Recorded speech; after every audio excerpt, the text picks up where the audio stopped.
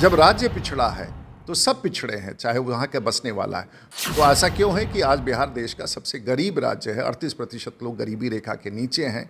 शासन तुम्हारा था, राज्य तुम्हारा था, गवर्नेंस तुम्हारा था, तो बिहार पिछड़ा क्यों? नहीं है कि सिर्फ कुछ जातियों की समीक्षा बना करके सत्ता में बने रहने के लिए इन जातों को प्रदर्शित करना है और इनके साथ खिलवाड़ करना है। मुझे लगता है बिहार के धोखे को अब कोई कतई स्वीकार नहीं करेगा। नमस्कार, आप देख रहे हैं लाइव सिटीज़। मैं हूं आपके साथ सौरभ राज। बिहार में जाति जनगणना की रिपोर्ट सार्वजनिक कर दी गई है। लालू यादव, नीतीश कुमार ऐसी ऐतिहासिक बता रहे हैं। मेरे साथ बात करने के लिए बीजेपी सांसद राजीव प्रताप रूडी हैं। सर रूडी जी, जिस तरीके से लालू यादव, नीतीश कुमार इस जाति जनगणना की रिपोर्ट को ऐतिहासिक बता रहे हैं, आप कैसे देखते हैं? इतिहास तो है ही है, और इतिहास यही है कि बिहार में गरीब को, दलित को हम लोगों ने महादलित बना दिया। इतिहास तो यही है कि हमने पिछड़ा को अति पिछड़ा बना दिया।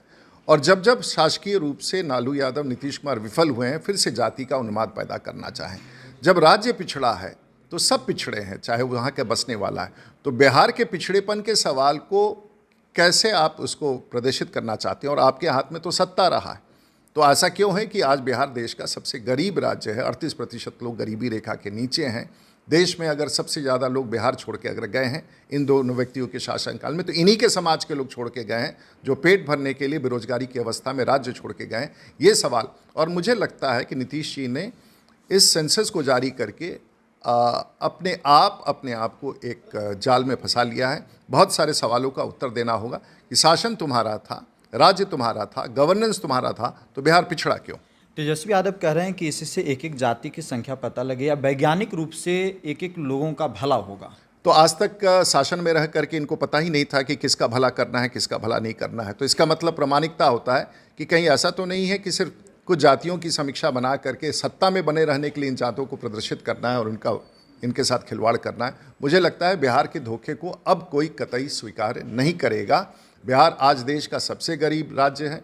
बिहार के 4 करोड़ लोग बिहार छोड़ के चले गए, और छोड़ के जाने वाले उन गरीब मजदूरों में अधिकांश उसी समाज के लोग हैं जिनकी चर्चा इस सेंसस में कर रहे हैं। इन सवालों का उत्तर कौन देगा? 2024 लोकसभा चुनाव की तैयारी को देखते हुए पूरा विपक्ष अब इस मुद्दे को लेकर के हावी है। इस कह रहा है कि पूरे देश में जाति जनगणना की जरूरत है। देखिए, ये तो सवाल बहुत बड़ा परिवर्तन इस सिद्धांत में देश के प्रधानमंत्री नरेंद्र मोदी जी ने दिया है। उन्होंने कहा कि देश अगर बढ़ेगा तो सब आगे बढ़ेंगे। किसी जात विशेष से देश नहीं चलता है, संविधान नहीं चलता है। और जिस तरह से जातीय उन्माद में पूरे भारत को विपक्ष के लोग नरेंद्र मोदी के खिलाफ डालना चाहते हैं, देश बड़ा है, देश का नेतृत्व विकास की बात करता हो तो ये पिछड़े और व्यक्तियों की बात करते हैं। इनकी अपनी विफलता 60 वर्षों का ये फिर से उभारना चाहते हैं। मैं समझता हूं कि ये कामयाबी इनको अब कतई मिलने वाली नहीं है। शुक्रिया सर, थैंक यू। जब राज्य पिछड़ा है तो सब पिछड़े हैं, चाहे वो वहाँ के बसने वाला है। तो ऐसा क्यों है कि आज बिहार देश का सबसे गरीब राज्य है। 38% लोग गरीबी रेखा के नीचे हैं।